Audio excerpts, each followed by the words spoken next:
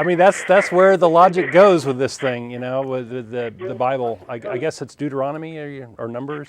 It was Hosea. Hosea. I forget which one is Hosea, but it talks about ripping pregnant women's stomachs open with swords. Yeah. Lovely stuff. Yeah. So I got him some places too, but he was probably the better public speaker, so there was some advantage for him.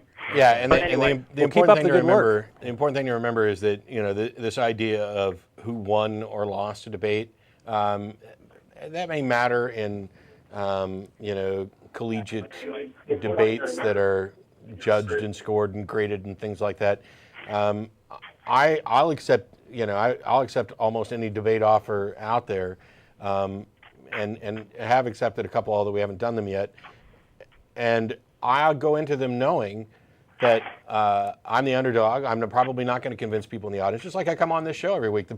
I don't think Hal is going to be convinced because of anything I said, but somebody else might benefit from it. And at some time in the future, Hal might benefit from it. And in any case, I benefit from it now.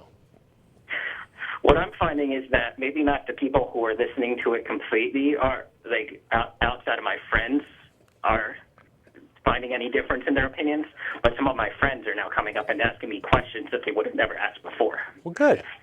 So, and I think anyway. I think the public benefits by having these sorts of things where these issues of ultimate concern are talked about, and that's part of the reason why we do the show. Is these are important topics, and our viewpoint, I think, deserves to be heard. Anyway, so good for you. Good for you. So thanks a lot. Thanks a lot for calling. Thank you for your time today, and you did give me some extra points to think about when going about that topic from here on out. Cool. Okay. Thanks, Eric. All right.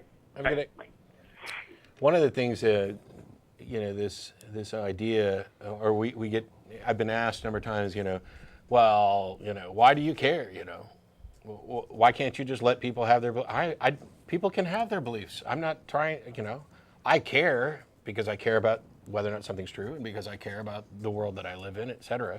I know there are plenty of atheists and agnostics and secularists out there who have absolutely no interest in discussing these or having debates or public debates because they want to go out and enjoy their life. And, good for them. Nothing wrong with that. I got no objection. This is something that I enjoy doing, and I actually give a damn. So I'm going to do it.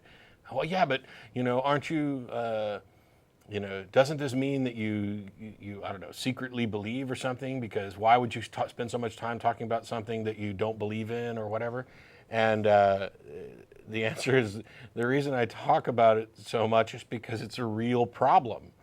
People really believe things and then really take actions based on those beliefs, and those actions really affect all of us. I'm baffled at why more people don't seem to care. I'm baffled at when somebody asks me, I just can't understand why an atheist would do that. I don't know how to answer you, because to me, the only reason to not is because you don't give a damn, which is entirely your right. I would encourage, I'd like to see more people caring, but, if you don't, you don't. We've got from La Crosse, is it Ian or Ian? Ian. Ian, how are you? I'm fine. How are you? Pretty good. What's up? All right. So I saw a YouTube video about a week ago, and it had like 6 things that naturalism does not account for, or something like that. And I made a response which refuted 4 of them, but I'm not really sure that I like my answer to 2 of them. And they were, it doesn't account for absolute laws of logic or objective truth. And other than the fact that that doesn't prove any specific God, what problems are there with that? Well, first of all, who said that naturalism was supposed to be an explanation for everything? I mean, assuming one is a naturalist and one has adopted a naturalist philosophical position, the fact that it doesn't answer everything doesn't prove that it's not true. The fact that we haven't explained everything by way of naturalistic explanations only demonstrates that we have not yet explained them. It doesn't demonstrate that they are impossible to be explained. Okay. So when somebody says naturalism can't explain this, it's like saying evolution doesn't explain the origins of life. Well, okay, maybe that's beyond it. Now, I realize that naturalism is a more broad and explanation, but actually a better analogy would be saying that, well, science hasn't explained X yet. Okay, so what? That doesn't mean that science can't explain it. It doesn't mean that it's beyond explanation. That is a big kind of argument from ignorance of, you can't explain this using your methodology. Therefore, we're justified in positing supernatural explanations. No, you're not. They're no more. It's back. You could use this argument for anything. Going back to the lightning bolts I was talking about before. Once upon a time, those people with a naturalistic worldview had no explanation for lightning bolts, and people then felt that they were justified in positing supernatural explanations. They were not justified. They were wrong, and eventually we found an explanation. Now, we may never find an explanation for some things, but I find that a lot of the objections that people launch against this, like I was talking in the last call, and you may look up the discussion or debate that I had with Matt Slick on this show about the transcendental argument for the existence of God, because the logical absolutes and things like that are what tend to come up in these discussions. Oh, naturalism can't explain this. Actually, yeah, I'm pretty sure that you're making some kind of category error there, because the nature of the logical absolutes are such that they don't exist as things that need an explanation. They are simply true. They are, the thing we went round and round about is Matt tried to say that everything is either physical or conceptual. And I was saying that no, that's not a true dichotomy. There are things like the absolutes that are neither. And he wasn't accepting that answer because I couldn't put a name on the category. And one of the potential names that I should have come up with was right there in his argument, and that is transcendent or transcendental according to the definitions we were using. The simpler thing is that these things are simply true. Their value that we build on, the laws of identity, non-contradiction, and excluded middle, are things that we build on to create the structure of thought and reasoning. But they don't exist as things. They didn't come into being with the universe. They didn't come into being because of a thought. They're simply true. And so people tend to say, naturalism can't explain that. So what? The fact that you don't have an explanation doesn't make some other explanation true. Yeah, that's definitely where to hang your hat is it's an argument from incredulity, right, or argument from ignorance. So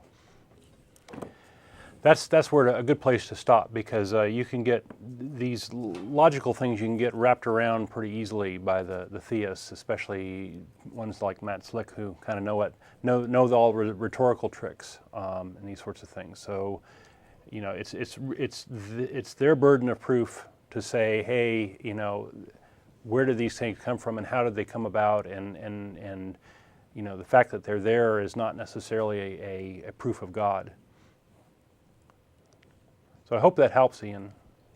Yeah, the response that I gave was that, well, first of all, they're assuming that the default state of the universe is that truth is not absolute or truth is subjective or something like that. And the second thing they're assuming is that if God existed, that would somehow change that. Yeah. Yeah. These are big assumptions, both Yeah. of them. Yeah. Because when you start talking about objective reality, objective truth, things like that, you're probably on murky ground, and you're probably dealing with somebody that's saying, you don't have an answer for this, and I do think that I have an answer for this, therefore mine is more viable and your entire worldview is crap. And that's, it's almost something that I think is so asinine we shouldn't even have to respond to it.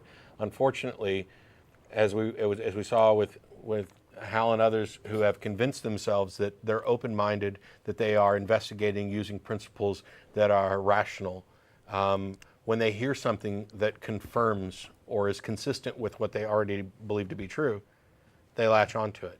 And it becomes an oh duh moment. And I did the same thing. I had, and I've talked about this before, I had an oh duh moment that was probably one of the stupidest things I've ever done. And that was, I asked a member of my family who was, from my view, somebody who was wise and intelligent and a good Christian who made good arguments. And I was asking, how do I argue with an atheist? And he said, oh, well, you just have to ask them where their morals come from, because they can't possibly have any objective source for morals. And I said, I mean, I had an oh duh moment. Like, of course. That's, how did I not see that before? It's so obvious.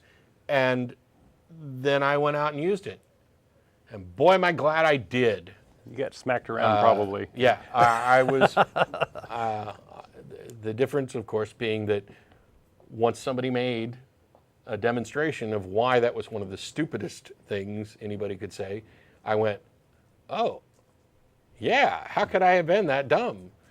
There's something different about, there's some presupposition, some protective shell, some compartmentalization, and it's probably different for most people. There's not going to be one answer or one argument that solves it for everybody, but we make mistakes. And boy, do we tend to latch onto things. I mean, I used to glibly point out, to some callers that of the two of them, I'm the only one that's demonstrated he could actually change his mind. They're calling in to preach the things that I used to believe, and I changed my mind, and here's why I changed it. Can you give a refutation for the reasons that I changed it? And no, of course they can't, because their beliefs are based on faith or personal experience or interpretation, etc. Yeah, I like what you're doing, and I think you're on the right track. Yeah, and that absolute morals thing was one of the other four things the guy said, and that was actually the easiest one to refute. So. Yeah. All right. Well, we're closing in on out of time, so I got to let you go so I can get to at least one more caller. All right. Thank you for your call. Thanks, Ian. I think he said bye. I think he said bye too. We've got Aaron in Austin. Yes. Hey, thanks for waiting. Thanks. Hey, I've got a question for y'all about Bible prophecy, the end times, and nuclear apocalypse. Okay. Basically, I'm wondering what y'all's views are on it. I've heard this prophet guy in Austin here on the local channel speak that Abilene, his hometown, that he's one of these prophets that is supposed to live through the end times, and that's where he's coming across. And he's basically saying that a third of the population of Earth will be killed off, from nuclear apocalypse and stuff like that. Just doesn't sound very heartening to me. Go ahead. I don't see any difference between this guy and the guy that stands on the street corner with a sandwich board saying the end is nigh. Yeah. I mean, there have been doomsayers all over the place. It's not remarkable that somebody can read something into the Bible and make money off of it, or turn it into a ministry of some sort. That people have been doing that all along. And have that holier than thou view. That kind of pissed me off. The thing is, people will make claims like this all the time. Whether or not there's anything valid behind them remains to be seen. They need to actually demonstrate with evidence. And one of the claims is that these people tend to get credence from is that, well, I'm not getting rich. I'm out here doing this because I believe it sincerely and blah blah blah. I believe that they're doing it, and I believe that they're doing it because they believe it sincerely. But don't think for a second that they're not getting rich. They might not have a penny in their pocket like me, but they're getting rich because there are more things that they get out of this than just pennies and dollars. I mean, that's not and that is you really, attention and kid, credibility. You look and say, and I gotta stop you because we're out of time. I gotta stop you because we're out of time. We're sorry. There's the crew. Show thyselves. There they are. Okay. Thanks everybody for tuning in. Well, there will be no show next week or the following week. There's a studio conflict next week, and the following week that's the 4th of July Atheism weekend. Withdrawal. So it's 3 weeks until we're back on again. I apologize. I meant to mention that earlier. I'm sure the chat room's going crazy now. So, find a pine cone and have a good week.